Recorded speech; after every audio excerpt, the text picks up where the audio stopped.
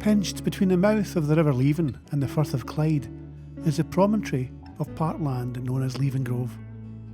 Home to the new Pavilion Cafe and custom-built Work Connect training suite, the staff and service users try to hold on to some sense of normality during and in between successive pandemic lockdowns. Bringing people together wasn't that easy or even always possible, but through a series of creative projects, minds were engaged and goals achieved. The Leven Grove calendar for 2021 came about when, as things opened up a little, we were able to venture out into the park grounds, at a distance, and frame some pictures. With an array of cameras and phones, small groups snapped photographs and discussed subjects, obvious and obscure. We managed to amass over 350 shots. This then led to Leven Grove Create, and a booklet of creative writing. The booklet in turn sparked the idea for this documentary. Picture Normality.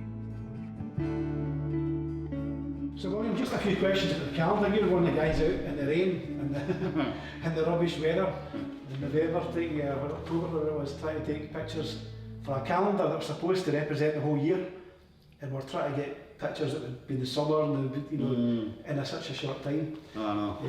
What do you remember about it yourself?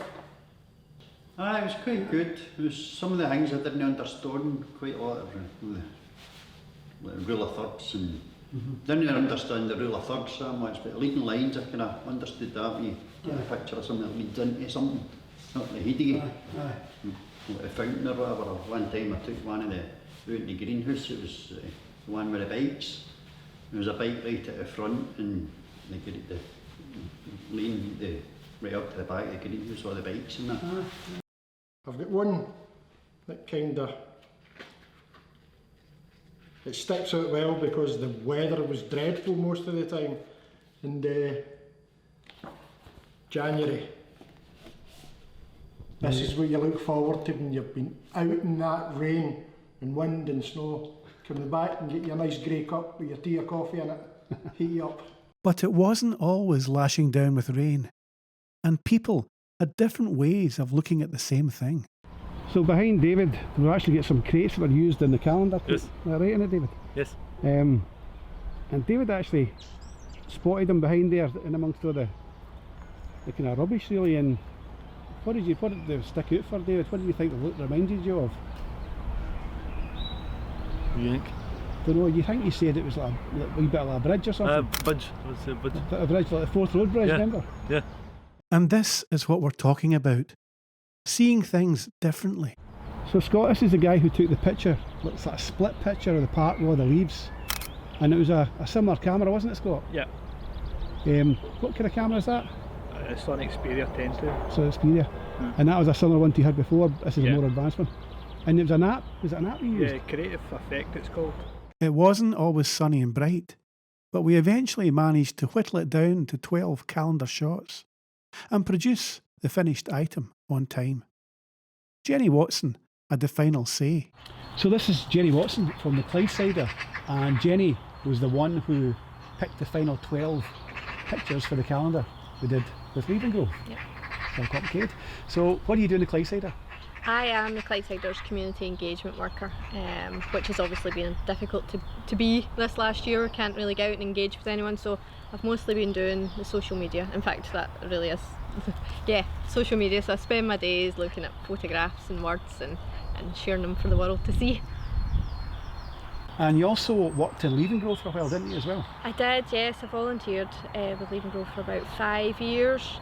It was their arts group. It started off with just a small group and it grew massively. It's a great group, but we worked mostly on exhibitions that participated in the Scottish Mental Health Arts Festival, and the exhibitions ranged from photography to sculptures, and they got bigger every year. They were amazing. I loved it. That's good. Were there any birds in the exhibition? Because Yes. magpie heckling is like Yes. and you got an award for that, did you? I did, yes. I was given a Provost Award. I was the Community Arts and Culture Champion in 2014, I think. And I'm guessing with the social media stuff you do in the Clydesider, you look at a lot of pictures every day. all day, every day. I'm constantly choosing what photographs are going to go with what words, paragraphs to share with the world. Looking for something that would capture the magic of the park and its surroundings and the beauty of just the area that we're in, but also a wee bit of individuality. The creativity in this shot is just beautiful. It's not just your typical bird in a tree. The lights captured the colours in the leaves, and it's just so artistic. I love this photo of the gargoyle on the fountain. One, because the fountain obviously hasn't worked for many years, and it was something that most people that visit the park were delighted to see, but also it's just it's a cheeky wee photograph. You can just picture this wee gargoyle getting up to no good when there's no one looking. Last year obviously was a difficult year, and the group didn't have many opportunities to come together, so everything was done in a short space of time and obviously socially distanced, but it gave the group a great sense of purpose, and it really helped them manage all the emotions they were feeling over the last year, and the sense of achievement they now feel and confidence is phenomenal. The Leaving Grove 2021 calendar. As an extension of this, and on the concept of every picture tells a story, we began a series of remote creative writing workshops. We didn't expect to get any real writing pieces out of this, but we did, quite a few. And this resulted in a great collection of stories called Leaving Grove Create. Although topics included memories of long ago, golf and even wind farms, much of the time the words gravitated to deeper feelings. John wanted to tell his story to give others hope, show that a pathway back to some kind of normality was possible. I start on the 4th of October 2004. My wife went to work, and that was the last time I seen her. She had a brain hemorrhage, died about an hour later in hospital. So it was the day before my 25th wedding anniversary, which didn't make it easy. Not that it had been easy, but it didn't make it any easier that it was the day before my 25th wedding anniversary. That was a bad time. My son was 14 and my daughter was 22, I think. My son took to drugs, getting himself into trouble.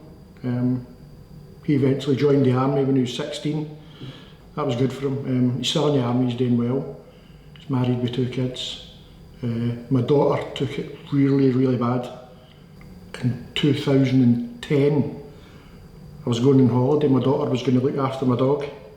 I couldn't get in contact with her. Phoning her. Went to her door, no answer. So eventually I went to my mum's, got the spare keys. I went into my daughter's flat and I found her in a coma. She was an alcoholic, she'd taken to drink, taking pills, drink, what have you. So she died on the 4th of June 2010.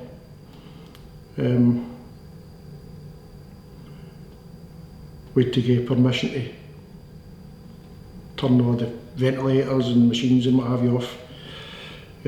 So that was hard. In between that, 2 of my brother-in-laws died, my sister-in-law, my mother-in-law. It seemed never ending. It just seemed never ending. And I went through that thing, why me, you know. You get angry maybe? Did, very angry. Drinking a lot, taking drugs, getting into trouble. So I was taking cocaine, and it's like, I don't know, it just makes you feel better. It's like, takes everything away.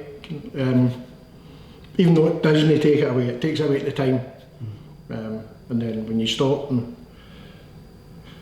go back to work on Monday morning or Sunday night or whatever, and like it's a downer for like a few days, and then it's a weekend again, and take drugs and drinking, and I don't know, it was just to dull the pain, I think. So I'd been diagnosed with sort of depression, anxiety, bereavement issues, and I get sent to see psychologists and counsellors, and as I said in my wee story, it was all bullshit. To me it was just all bullshit. But to make sort of matters worse, it was like young people. I was going to see people in maybe their 30s or their late 20s and what have you, and I was thinking, you've read all this shit in a book. I mean, I know they're only trying to do their job, but to me it was like, I mean, they haven't been through what I'd been through. I mean, they know, or they've got that process of how to sort of treat people and what have you, but they've learned it through reading books, and they've not got that lived experience of this stuff going on and on and on. Anyway, I get sent to see, my doctor sent me to see Ingram at Riverview, and Ingram was like, she wasn't like these people I'd been to see before. She was just like, how you doing, I'm Ingram, blah blah blah, talking away as if she knew me forever kind of thing. And I thought to myself, right, this is different. So she asked me if I wanted to come to Leaving Grove, which I did do, and it's the best thing that I've done in a long, long time. Tam and Laura were here, support workers. But it's no a clinical kind of place. It's like, do you want to do this? You fancy doing that? If you don't, it doesn't matter. Just, you've not got that, you should do this, you should do that, this is how you should cope, and like you get left to kind of cope yourself, but with guidance, if you get me. You get guidance, but you don't get, it's no clinical, it's no somebody telling you something out of a book. So what I quickly realised was that it wasn't just happening to me. The people I met had all sorts of different problems, but it's, you get that scenario that, Christ, I would rather keep my problems than deal with yours. You know, that kind of thing. Everybody's in a bad place. As I say, you realise really quickly that it's not just happening to you, it's just part of life. Okay, it's horrible, it's happened, but it's part of life. I don't know, it's a strange place, because it's a horticultural group. Come guidance, come, you got the help you need. I started off sort of gardening. As I got better, I went on counselling courses and computer courses. Loads of things I wouldn't have done, but things that I got offered up to me. That's there if you fancy trying that, or this is there if you fancy trying this. So, done, so as I say, I've done the counselling, I've done computer courses, I've done peer support. I like to tell people, not my whole story, but I like to tell them that I've been in a bad place. I came here, I came through everything. I was a client here for, I don't know, when did I come here first? 2014, 2015. Right. So I was a client for a while. But as I progressed, I got a lot of confidence back. And there's nothing better than somebody that's at their lowest ebb kind of thing, hearing somebody like my story. This guy's still here to tell the tale. Now I'm in a good place. I actually work here, so I've came from being a client, being a volunteer. I actually work here. And to get through that in these stages, for me, I hate saying this, but I'm so proud of myself. I'm so proud of myself for getting to where I am. Laura, one of the support workers, has said to me, why don't you write your story, John? Why don't you? Ingram said to me, "You should write a book." I wrote it, and I've had it for, I don't know when I wrote that actually, but I've had it for a good while. Yeah. I thought, this is it. This is in the past, and it's going in the past. So I said to Tam, "That's getting burnt." He's like, "What for?" I said, "That's it, finished, Tam. It's gone, it's done." I don't need that, but I did say to him, it's a great story to give other people hope. We didn't want to limit ourselves to pictures and stories, so we didn't. Music and art were also on the agenda. I was never an arty person. No? Um, At school, nothing like that? no really, because I just couldn't draw, and yet I became a hairdresser, so, and you need skills for that, but I could cut a straight line, but don't ask me to draw a straight line. Especially with arthritis in my hands. But I was shocked at the painting that I'd done. It was just before the lockdown again. There used to be about 6 or 7, but it was cut down because of COVID. You know, because they had to separate out the chairs and everything. So there was only 4 of us that came. Well, the craft class was good for me because I've been through a lot this year, and I needed it. Do you know what I mean? For my mental health and everything.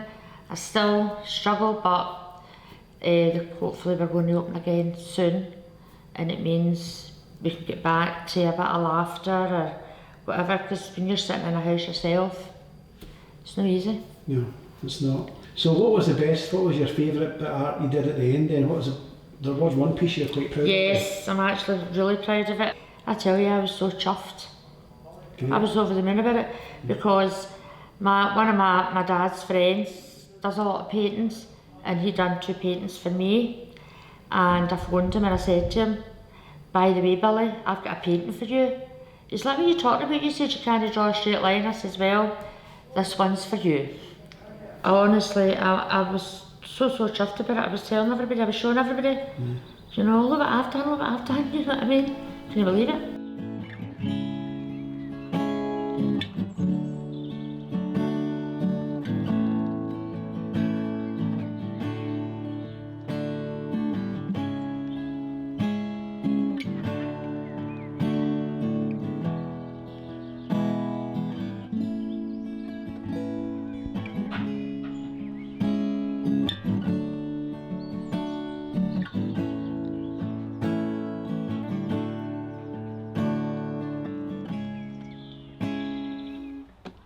There was an A chord I started with, just with a wee open string in the bottom, just that added a wee touch with my pinky there. So that's the kind of main part of the chord progression. It comes in right at the start, gives it a wee bit of character, and then just kind of going back and forward. And I keep returning to a D chord, but because you play a different chord after each time, it always sounds a wee bit different. And it just kind of developed out like that. And I moved up here for a wee chorus, but I've not quite finished that bit off yet. Andrew's musical influences are pretty varied. He likes Oasis and Neil Young, but this track has a real ambience and melancholy that suits the topic perfectly. So Andrew, is this your recording setup? Yep, I've got this is half of it just now, so there's extra stuff with microphones and mic stands, but I've just been doing a wee bit just with the guitar. Okay. So it just goes straight through this wee box into the computer, nice and simple.